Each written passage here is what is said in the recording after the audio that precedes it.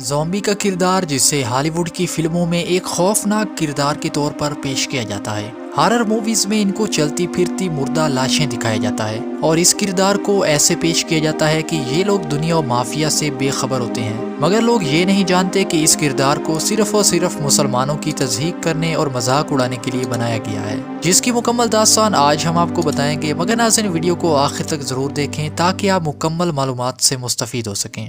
آپ کو یہ جان کر حیرت ہوگی کہ زومبی کا یہ کردار بگڑا ہوا ضرور ہے مگر گھڑا ہوا ہرگز نہیں، اور نہ ہی انگریز سرکار نے اسے فرضی سا نام دے رکھا ہے، بلکہ آپ کو حیرت کا جھٹکا لگے گا کہ یہ کردار کسی اور کا نہیں بلکہ ایک مسلمان بادشاہ جنجا زومبی کا ہے، وہ بادشاہ جس نے اہل مغرب کو تگنی کا ناچ نچوایا۔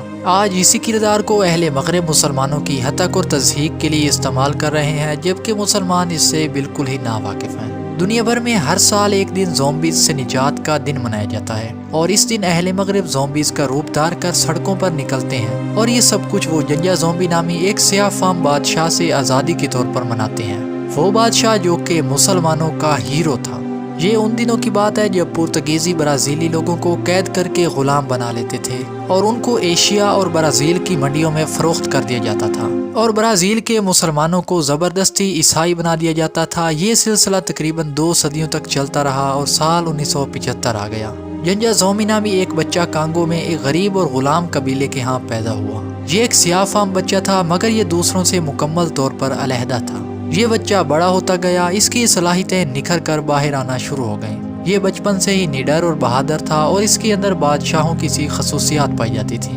اتفاقاً جنجا زومبی بھی انہی بد نصیب لوگوں کی طرح برازیل میں غلام بنا لیا گیا اور برازیل میں اس کو ایک مالک نے خرید لیا، مگر جنجا زومبی یہ سب کچھ برداشت نہیں کر سکتا تھا۔ اس نے برازیل میں سیاہ فام افریقی لوگوں کو آزادی دلانے کا فیصلہ کر لیا۔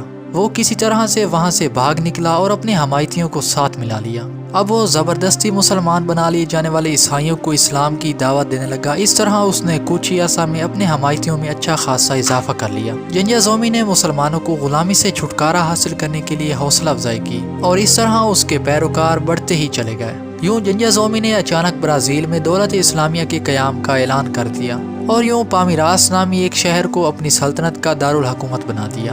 غلامی میں پروان چڑھنے والے اب خود بادشاہ بن چکے تھے اور بڑے بڑے انگریز حکمران ان کے نیچے آ چکے تھے۔